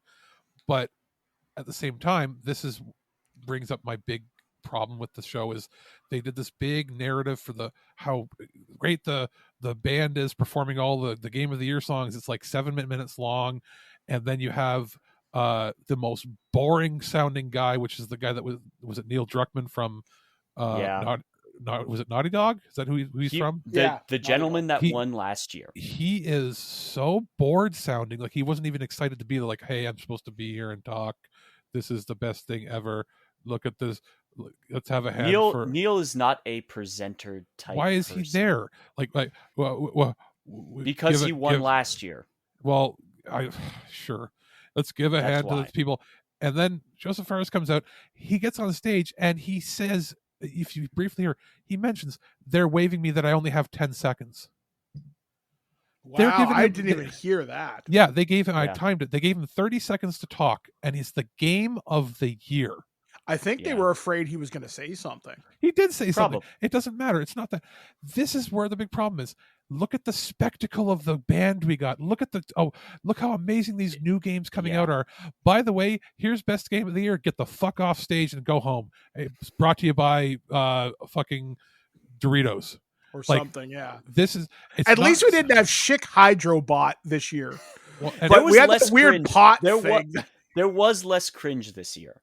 Well, no, and again, my issue is not with the fact that there's ads in there. It's the fact that he puts the emphasis on the ads versus like this was a big fuck you. Like, even though he won, it's like, he's great. It's a great moment for me. Bye-bye. Okay. If it had been Tim Schafer, they would have given him more time. Look at every award show ever. It's not just the one person that comes up. They bring up a whole team of people to thank them. I know that COVID had restrictions, but there were other people there that went up with one or two people, and maybe he was there by himself, so he couldn't. Yeah, I think Joseph was there by himself. But you know what? He gets up on stage, and you see him look off screen, and he's being told he has to wrap it up. Fuck you. Yeah. That the show ran over. You're online. You're not on a TV. You're channel. online. You can be on as much as you want. You're already over by 5 minutes. You couldn't wait another 5 minutes to give him a proper send off. He's probably never going to win Game of the Year again. I mean, unless he does amazing things, which he probably will. But you know what I mean? Like this was so disrespectful to even one of his own friends. And what I don't like is Jeff's attitude is very adversarial, and he tries to come across like very condescending, like, how would you run the show differently? It's not about how I would run the show differently, it's how you can improve the show. He does these things where he comes out and says, hey, we want your feedback on how we can improve the show, and when somebody actually gives constructive criticism, his first response is to lash out back at them. Fuck you, Jeff. I've seen Jeff in person once for sure, maybe twice. And there was a huge controversy back when I was with a different podcast network, we'll say. I'm not going to mention them by name, but if you know my history, you should be able to infer what I'm talking about. Mm-hmm. And this person confronted Jeff on the red carpet for the Game Awards. And you're right, got confrontational, turned it back on him. And it wasn't a very good showing, but I remember going to the bar after the show ended, and the thing we said to this person is like, sometimes the best person doesn't always win. And as much as I want to like Jeff, there are times like, man, you make it really fucking hard, dude. He does a lot of professional things, and I know it's hard running the show the way he runs it and trying to do it all himself. I don't know. I'll talk to you guys off the air some of my thoughts on them, because I don't think they're good to make air here. But at the same time, what I'm feeling with him is I don't know if he realizes how condescending he comes across. he will. The way he presents things is, I'm very, very excited, and then it's yeah, all right, on to the next thing. Bye bye, shoo away with you. I'm done with you. And I don't think he realizes that's what he's doing. At least I hope he realizes. He doesn't realize that's what he's doing, because it's still an amazing feat putting on the show. So that's the awards out of the way. We're not going to talk about all the trailers because we're rambling on. I kind of just want to talk about a couple ones that kind of surprised me. Maybe Yeah. we'll just kind of do it like this. Can I just? Do you mind if I just list them off and then we pick a couple to talk about? Yeah, I'm only going to talk about 3. So go ahead. All right. So here's what came out, and in rapid order. And once I'm done, we can pick a couple to talk about. The Texas Chainsaw Massacre, Homeworld 3, Telltale's The Expanse, Chivalry 2. Nobody gives a shit about that. I'm sorry. Also, nobody gives a shit about it because they, when they were giving out review codes, they said codes are limited. Please request one, and I said no. I said no because I heard it was bad. Monster Hunter Rise, Sunbreak, Thirsty Suitors, Have a Nice Death, Persona 4 Arena Ultimax, the remastered version, Wonder Woman, Alan Wake 2, Star Wars Eclipse, Final Fantasy VII Remake on the PC, Destiny 2, Witch Queen, Slitterhead, Nightingale, Beat Saber, Lady Gaga, Cuphead, Delicious Last Course, Sonic Frontiers, Warhammer Space Marine 2, Dune Spice Wars, Among Us VR, Star Trek Resurgence, Rumbleverse, Halo the TV series, which isn't really a game reveal but still was shown there, Arc Raiders, and then I think those are like Sonic 2 trailer. Yeah, Sonic 2 trailer, and then there was the more of a tease for the Sonic game as well. I you pick your what do you want to pick? How many, Mike? Whatever you want to talk about. Go ahead. I just want to talk about the Halo TV series from Paramount Plus. Looks good. I actually watched the trailer frame by frame the other day with Liam, so I was looking for like how accurate is their armor, like is it a proper Spartan attire, stuff like that. The weaponry. There was one thing I noticed on it, and this is going to be like the inner gun nerd for me, looking at the Halo sniper rifle. On one of the ones where they pause where the Spartan's running through the deck or whatever, there's a UNSC logo on the sniper rifle right on the butt of the gun. I'm like, that's really good. And I was looking at the different helmets. They're not all just Master Chief Mark 5 or 6 or whatever the hell he is. I noticed a couple. I think I saw a recon helmet, and I'm thinking, okay, that's cool. I guess if that's supposed to be Dr. Halsey, that's great. Master young. Chief looks great in the armor. The only thing I wished from that trailer is just when you see John hit the ground and he rises up, you can see 117 on his armor. I wish you had heard Steve Downs say, now let's finish this fight. And I don't think it's been revealed whether or not he is going to be voicing the character. It hasn't been revealed. If it's him in the armor, and he's the voice, and if someone else is the actor off or under the helmet, I'm fine with that. Yeah, because it would make sense to me. It would be scrambling your voice. I think it's like a Swedish or someone in that general vicinity of the Europe. Swedish chef is going to voice the Master Chief. Bork. Finish your fight.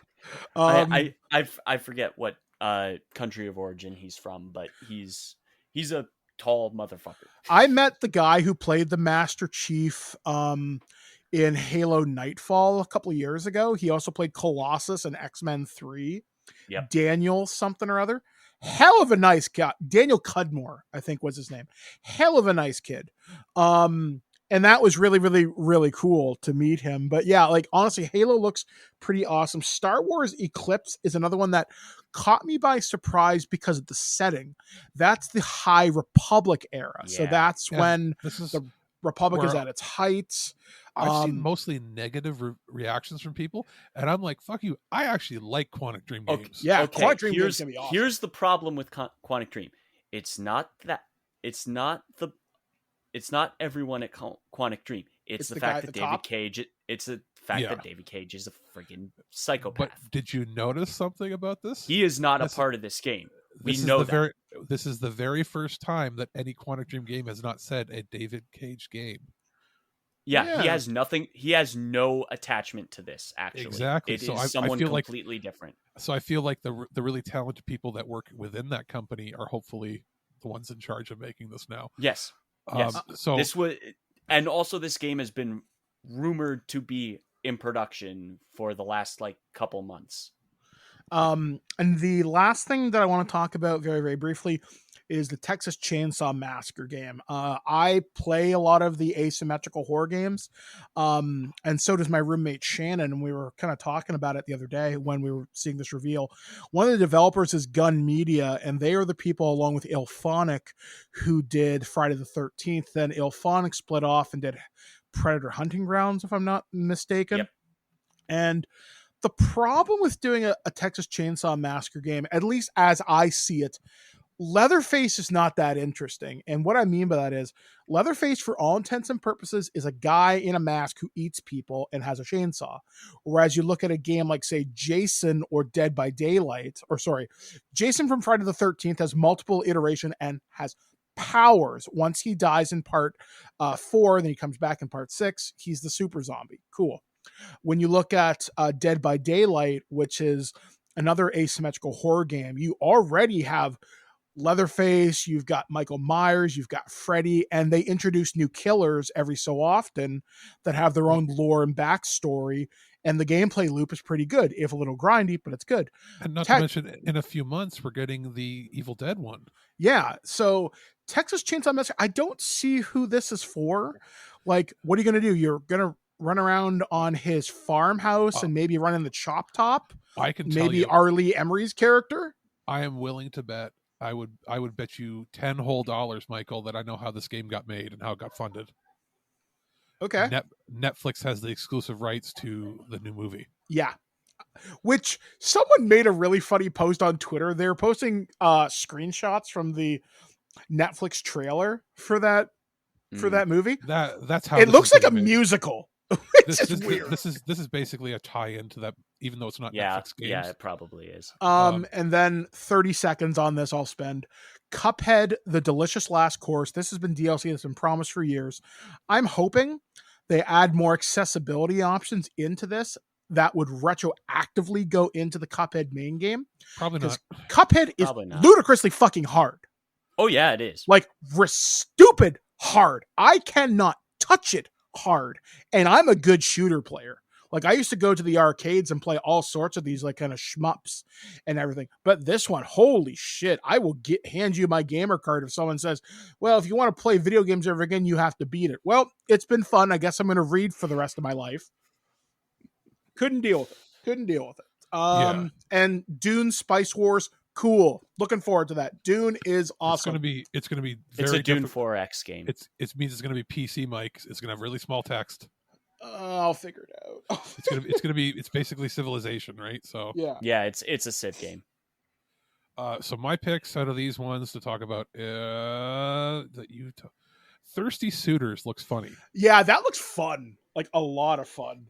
That's the one where it was like I'm assuming they didn't tell much about the story, but it's like an Indian family and you're having to fight off prearranged suitors for your marriage or something. It's like reverse Scott Pilgrim. Yeah. And it's got like Auntie who lifts weights and can beat the shit out of you. So cool. I'll briefly mention this because I think Ken might talk about it more. Have a Nice Death. My brother is going to want to play that. So I'll let you talk about it after. Wonder Woman was announced, but they didn't show anything. That's cool. Except, did you know what it is, Mike? It's Monolith. So it's the team that made the Mordor games. That made which, sorry? The Shadows of Mordor. The Shadow Mordor. And, that'll be fun then. I'm into that, especially if you get to run around in I just hope they don't get microtransaction to shit. No. I would be okay for microtransactions if you want very specific costumes. Like, hey, here's her run from the 1970s. Sure. Like that. I'm fine with. The problem with their last game, the last Mordor game, it got microtransaction to shit. I have those games, but I haven't played them yet. I got them on sale last year for like $5. I probably should. Well, okay, like it got so bad with the microtransactions, they actually shut it down. Oh dear. Yeah. So we'll see about that, but it looks interesting. Alan Wake. I won't play it because now it's officially a survival It horror. is officially a horror game. So that is for you two guys and for me to watch. I'd play it. fair. I'd give it a whirl. So, Slitterhead looks terrifying in a weird way because it looks it's very creepypasta-y. Like I got a very Junji Ito vibe from the design. Yeah, very much. That's from the guy that made Silent Hill. There's a lot of Silent Hill references in the show that just I guess to piss people off. Poke the bear. Yeah, and then there's like Lady Gaga one, sure. That looks like fun. She's getting her music in Beat Saber. Cool. Sonic Frontiers. Potentially interesting. Frame rate look bad, very bad, and it was a cinematic. So that could have been the stream. I'm waiting for a proper. I think it was the stream, Alex, because when I was watching the VOD, it was fine. Okay, yeah, because they have a 4K copy up now. Apparently, I haven't seen it yet. I'm surprised. I don't know if you guys are going to talk about it, but Space Marine 2. I never played the first one. It looks cool. Like I've got friends of mine. I know people are happy. Gonzo, I know from Nerd to the Third Power, is a big fan of the Warhammer 40K universe, if I remember this right. This looked cool. I was watching this with Liam. He came over to watch this with me, and it looks neat. We're like, I'd play that with you. I'm like, all right, sure. Plus, wandering around the Imperium with a giant chainsaw sword. Yeah, all right, sure. I'm in. Yeah. Now, my three games my takeaways that I really want to play is I'm interested in Nightingale, which is the Stargate game with Victorian. Oh, Pug Stargate, yeah. Yeah. And it's created by Aaron Flynn, who was one of the creative people, the head people behind Dragon Age, and left before everything went to shit at BioWare. Before Andromeda and before Anthem, Well, he left. Did he leave in the middle of Inquisition's production? I think he was partway through, and when they started to have to do cut creative corners with it, and they were forcing. It was when they were forcing them to use the EA's Frostbite engine, and I think he left partway through production and wasn't involved with that one. Oh no, wait, no, he was there to accept the award for that game. Okay, so I think he left right after accepted the award and then left. Finished. Yeah, because that's when they started forcing them to work on Andromeda and like Anthem. Yeah, whereas they used to have separate, like the teams would all work on the same game, and then they started splitting the teams up. And he was like, "Nope, gone," and nobody heard from him again. I forgot about him until this. So this is a PC game only for now. I'm guessing because they're getting funding and everything. But I'm not a big fan of the builder things, like the survival building stuff. I also think they're going early access with this. I'm not 100%. Yeah. I didn't check the website. So I would check it out because he has a good pedigree, and I think he poached some of the good people. I believe he did. So it was one of the few representations where Jeff was like, from Canada. Usually he says it every time, but there was like almost no Canadian representation except for him. And the other two that I want to talk about is Star Trek Resurgence, which is not a Telltale game. I think it's Deck 9 making it, which is Deck 9 is the team that took over for Life is Strange from, but I guess it's separate. It's not being published by Square. I guess it's maybe they're publishing it. I'm not sure, but it's to coincide with Telltale's announcement of The Expanse, which is Telltale's first game since being bought by Skybound, I think it is. Yeah.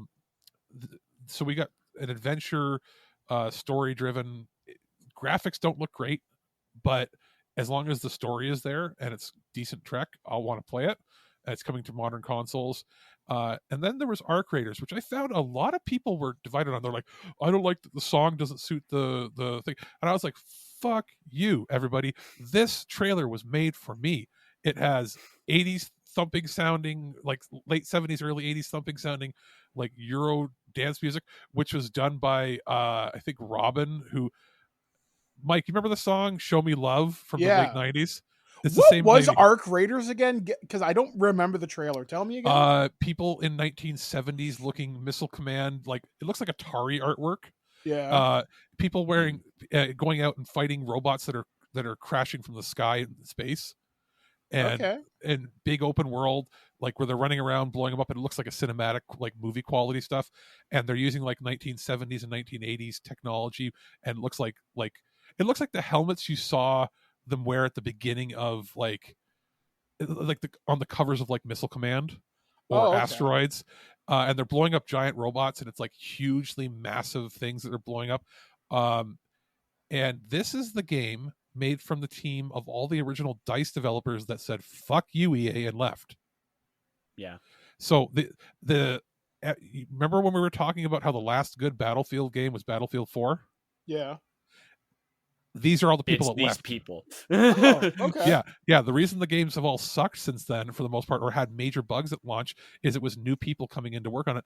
The head of that team that worked at DICE, I had forgotten about this because it was like, what, 4 or 5 years ago? Oh, yeah. Remember, there was a big purge, and he stole all of the key developers to form their own studio because they were so pissed at EA. And this is the team. So everything that might be wrong with modern shooters might be corrected here. Who knows? You'll have to rewatch that trailer, Mike, because it got me pumped. So obviously, I have a nice death, which is, it looks like it's essentially going to be Hollow Knight-esque. It's like a mix. It looks like it's going to be a mix between Hollow Knight and Dead Cells, with really fluid animation. Oh my god, the animation's so fucking gorgeous. I'm super excited. I know it's going to be early access, so I'm going to wait until it's fully released or almost fully released before I put my money down on this. But I'm really excited for this. Yeah. I could totally see that. Like, it's a game I would watch but not play. Oh yeah, no, it's not your kind of game for sure. You know what's strange, and I just want to talk about this because you can both talk to this. Okay, so we're getting Persona 4 Arena Ultimax on PS4, Yep. Steam, and Switch. Why are we not getting Persona 4 Golden before the sequel to Persona 4? Because of poor Exclusivity, choices. maybe? No, poor choices Poor choices.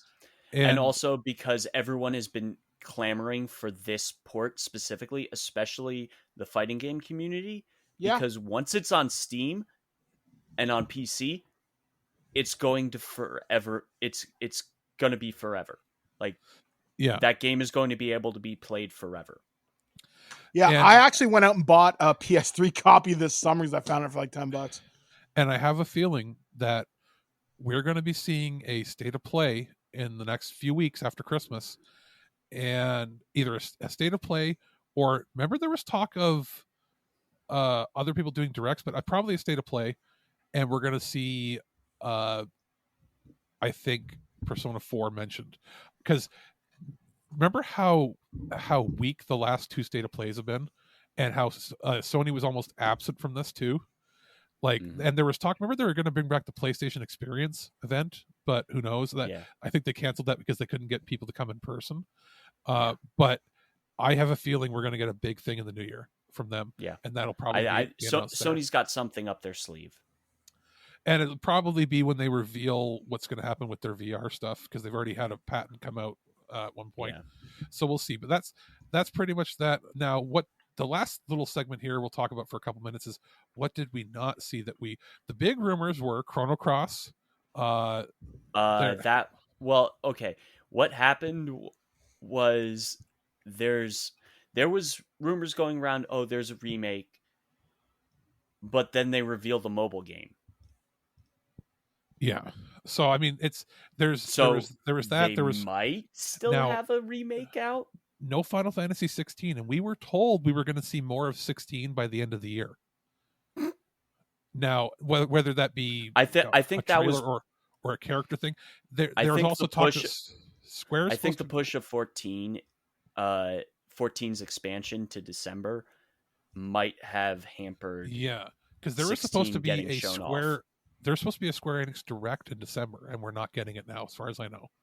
Yeah, I think 14's push had to delay all that stuff. We'll see something in January. Yeah, they might be merging it with whatever Sony's doing, but that's pretty much it. There were other rumors flying around, but that was the big one. Also, Breath of the Wild not showing up, Doug Bowser being there, and also coming across as a nerdy goof who doesn't really know how to talk to the people, and then having Reggie come on after and announce do an award for a game that isn't on any Nintendo platform just tickled me really funny. There was one thing that kind of bothered me about the award show just before we leave here today. When Simu Liu, the guy who played Simu Shang-Chi, Liu. Yeah. that was a fucking terrible bit was cringe. Holy shit. was Oh yeah, terrible. that bit was that bit is the one bit of cringe that I watched the Game Awards for. Oh no, Master Chief, you didn't. You that were was Shang-Chi. You are so much better than this. yeah. You're from Mississauga, motherfucker. Oh, it's a very cringe bit, and to be fair, he is a huge gamer. He is a very big gamer. But he should have turned down that bit and just. But he should have turned down that bit. He should have come out strong, prideful, and tall, and the star that he is. Instead, he came across as a goof. He came across as the dude from Kim's Convenience and not a Marvel superstar. Yeah. So that, and then you compare it to Ben Schwartz, who does comedy for a living, and his bit actually worked because it was wink, wink at the audience the whole time. Yeah. So that works. It just didn't work with him. But yeah, that's unfortunate. I would give this show a B to B minus. I give it a C. I was so bored during a lot of it. I didn't care. Honestly, the most memorable things for me, if I had to be quite honest, Halo TV series, Sonic 2. If I had to pick another game announcement that really jumps out at me, Persona 4. Everything else, I gave very little shit. Star Wars. Oh, it's Star Wars. So 4 things. Oh, I didn't care. And we forgot they showed off gameplay for Suicide Squad, and it actually looks fun and good. Yeah, it looks okay. That's it. Yeah. That's all I have to say, really. Yeah. And for me, like, I think I'm with Mike with a C, because last year again, like, I'm watching this during work, and I'm dealing with packages and everything, and I have it on in the background, and I looked at my phone a lot less than I did last year. Yeah, and this should be the last year of boring shows because of COVID affecting things. I feel like we had a little help last year because there was some stuff that was still in the pipeline that was already pretty much done, right? Like Final Fantasy and that.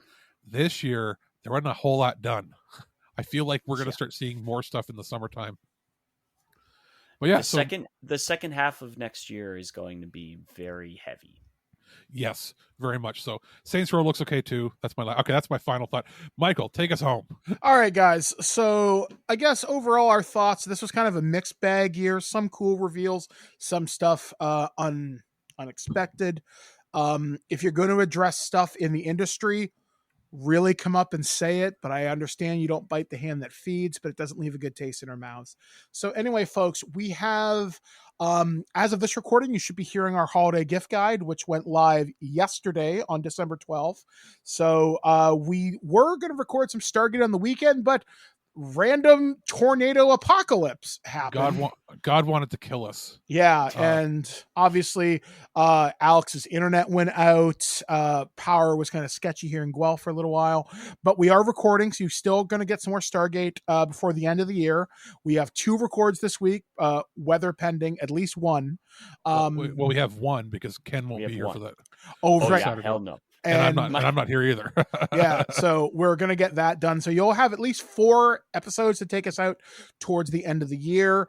And I guess this is our final live bit of content because the episodes for Stargate exist in their own little bubble.